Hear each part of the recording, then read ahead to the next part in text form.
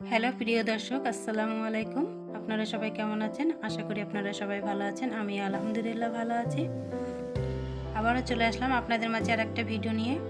ভিডিওটা সম্পূর্ণ দেখতে থাকুন, আশা করি বন্ধুদের ভালো লাগবে। আমি আজ এখানে ইঁচড় রান্না করব, ইঁচড় ভুনা করব। তো ইঁচড় ভুনা কীভাবে করব সেটাই আজ শেয়ার করছি।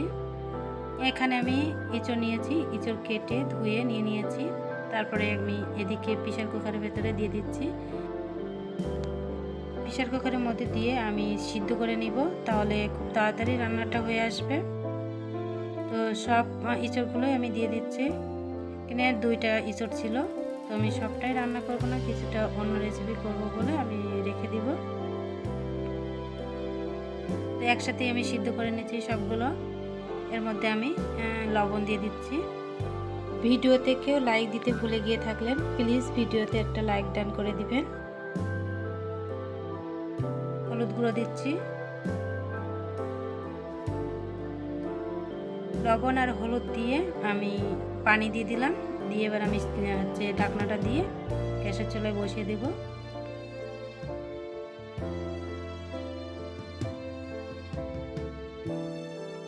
ঢাকনাটা আটকে দিচ্ছি।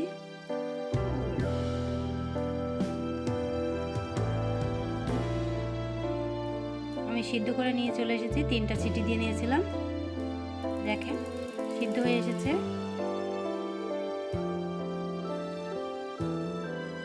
কাঁচা লঙ্কা নেই, তো বাড়িতে আমি কিছুটা গাছ লাগিয়েছিলাম, সেই গাছ থেকে আমি কাঁচা লঙ্কা তুলে নিয়ে আসছি।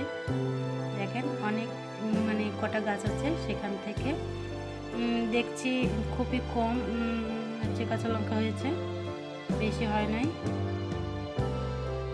গাছ হয়েছে অনেক বড় বড়, কিন্তু কাঁচা লঙ্কা অনেক কম। লঙ্কাগুলো পেকে গিয়েছে, আধা পাকা হয়েছে। দেখেন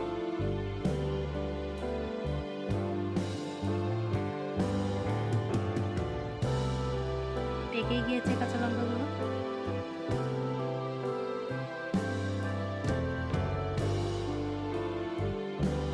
খুঁজে খুঁজে দেখলাম আরও একটা আছে কাঁচাটা ছিঁড়ে নিলাম।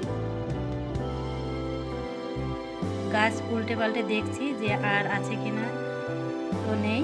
এদিকে দেখেন আমি একটা পেঁপে গাছ লাগাইছি, অনেক ছোট লাগিয়েছিলাম, বেশ ভালোই বড় হয়ে এসেছে। এই কটা হয়েছে, অনেকগুলো গাছ, ওখানে 7খানা গাছ আছে। ওই গাছগুলো থেকে আমি এই কটাই কাঁচা লঙ্কা পাকা লঙ্কা পেয়েছি। দেখেন আদা পাকা আদা কাঁচা। তো কাঁচা লঙ্কাগুলো চিড়ে নিয়েছি, দেখেন চিড়ে নিয়েছি। এদিকে পেঁয়াজ আর রসুন, পেঁয়াজগুলো কুচি করে নিয়েছি আর রসুনগুলো থেতলে নিয়েছি কেটে। দিয়ে দিলাম তেলের পরে কয়েকটা তেজপাতা ছিঁড়ে দিয়ে দিলাম। মুখ ফাটিয়ে 3টা গোটা এলাচ দিয়ে দিলাম। পেঁয়াজ রসুন কাঁচা লঙ্কা এই মশলাগুলো ভাজা ভাজা হয়ে আসলে বেটে রাখা জিরে আর আদা দিয়ে দিলাম। তারপর রসুন আর পেঁয়াজ বাটা দিয়ে দিলাম।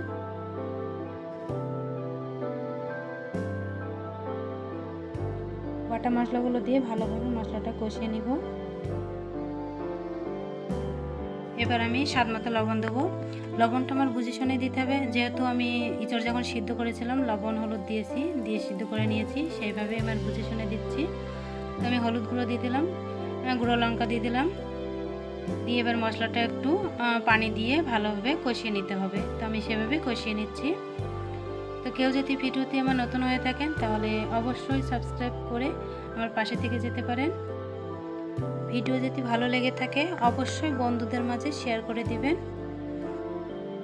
দেখেন মশলা থেকে যখন দেখব তেল ছেড়ে দিচ্ছে, তখনই জানতে হবে মশলাটা হয়ে এসেছে। তো আমার মশলা থেকে তেল ছেড়ে দিয়েছে, মশলাটাও হয়ে এসেছে। এবার আগে থেকে সিদ্ধ করে রাখা আমি পানি থেকে ছেঁকেই ইঁচড়গুলো দিয়ে দিচ্ছি মশলার মধ্যে। পানিটা পরে আমি কাজে লাগাবো।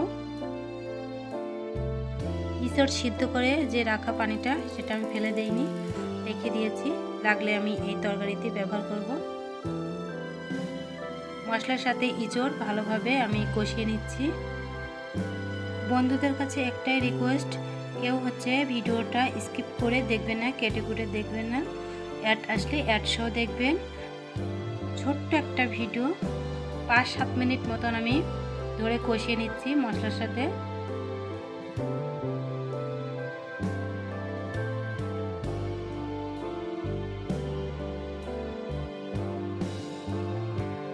দেখেন যে পানিটা রাখছিলাম ইঁচড় সিদ্ধ করে রাখা পানি, সেই পানিটাই আমি ব্যবহার করছি তরকারির মধ্যে। দিয়ে দিলাম পরিমাণ মতো।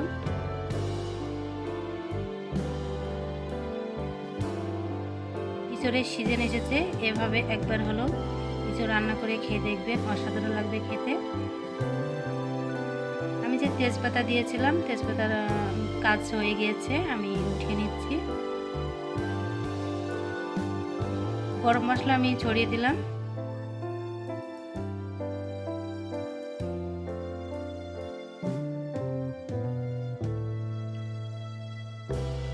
হয়ে এসেছে, ওপর থেকে আমি মিট মশলা ছড়িয়ে দিচ্ছি।